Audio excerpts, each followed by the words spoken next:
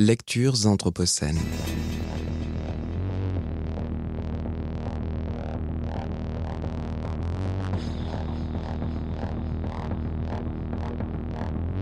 Lecture anthropocène.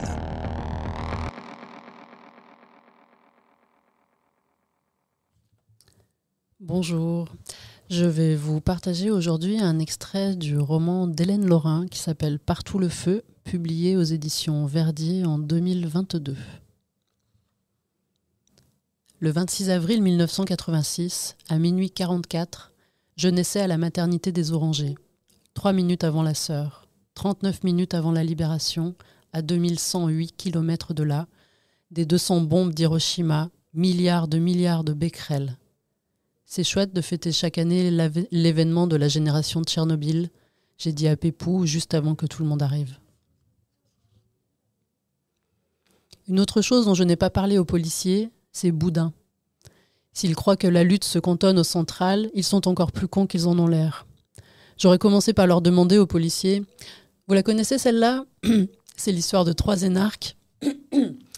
C'est l'histoire de 3 énarques et 4 polytechniciens dans une salle de réunion. Ils disent beaucoup de choses, en écrivent beaucoup moins dans leur rapport au N+2. Nous nous inscrirons dans une démarche de revalorisation des territoires ruraux, ils écrivent. On n'a plus de colonies, alors on va fourrer la merde dans le trou du cul de la métropole, ils disent. Ils se demandent, s'ils devaient choisir une région bien pourrie pour y déverser un torrent de déchets, laquelle ils choisiraient ? Après un top 3 rapide, Nord, Picardie, Lorraine, ils remarqueront qu'ils ont tous un faible pour la Lorraine. Une région triste comme une salle de cinéma vide en pleine projection. Ils se diront, avec la sidérurgie, ils sont habitués à se faire bien polluer. Ils sont endurants à défaut d'être résilients. Les hommes s'intéresseront à la Meuse, presque vide, pile dans la diagonale, trou noir, que des bouseux, et tout ce chômage. Pratique ? Les derniers hivers rudes de France, ça partira pas en ZAD au moins, trop froid. C'est bien la Meuse, tous acquiesceront, du vrai Grand Est porn, comme on l'aime. Ils proposeront des petits boulots aux habitants, pourquoi pas des cours de yoga et de méditation gratuits, qu'ils comprennent qu'ils sont seuls responsables de leur bonheur. Ils auront un petit truc à se mettre sous la dent, il devrait leur en rester au moins une. Et puis leur sénateur est très motivé. Le pauvre, il ne sait même plus quoi quémander. Les hommes riront de concert, de toute façon les déchets sont là. Les fourrer sous le tapis en Meuse, c'est encore ce qu'il y a de moins pire. Nous implanterons un laboratoire. Ils écriront dans le rapport et en réunion publique, ils diront « Ne vous inquiétez pas, c'est juste pour chercher ». Dans le public, des voix s'élèveront et demanderont instabilité de l'argile, risque d'incendie, fuite, transport des déchets, irréversibilité. Les hommes proposeront expertement d'arrêter d'hystériser le débat, avec un geste concomitant des 2 mains qui tassent l'air. Ils auront un maître mot, pédagogie.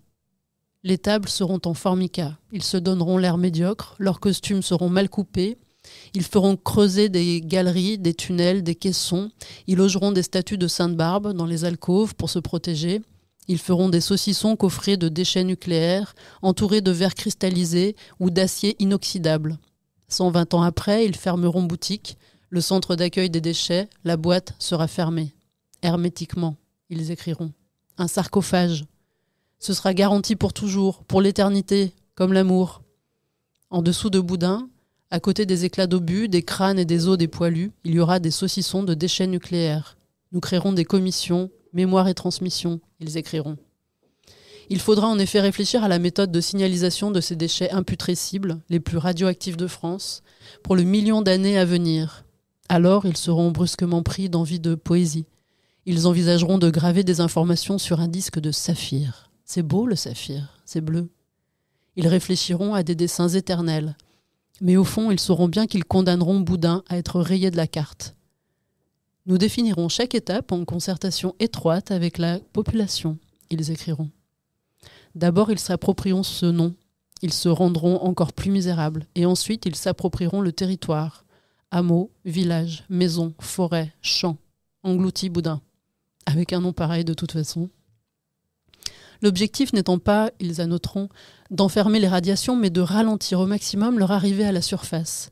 Ils proposeront à la mairie de Boudin et des villages alentours des douches de subvention, des centaines de milliers d'euros. Et en fonction de la plasticité des maires ou de leur désespoir, les médiathèques et les lavoirs seront plus ou moins flambant neufs. À Boudin, déjà, 80 âmes, chaque année moins. Les lampadaires sont des candélabres à diodes électroluminescentes. Rarement on a vu aussi beaux lampadaires, trottoirs et églises, dans un village fantôme. Ils pourront tout acheter. Les hameaux, les villages, les maisons, les forêts, les champs, la bonne volonté. Ça marchera plus ou moins bien, ça finira par marcher. Ils auront 1 millier d'années devant eux. Ce sera leur hyper projet.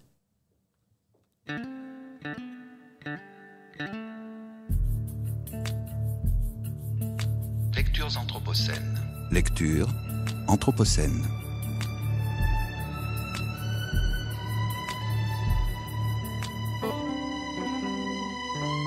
Lectures anthropocènes.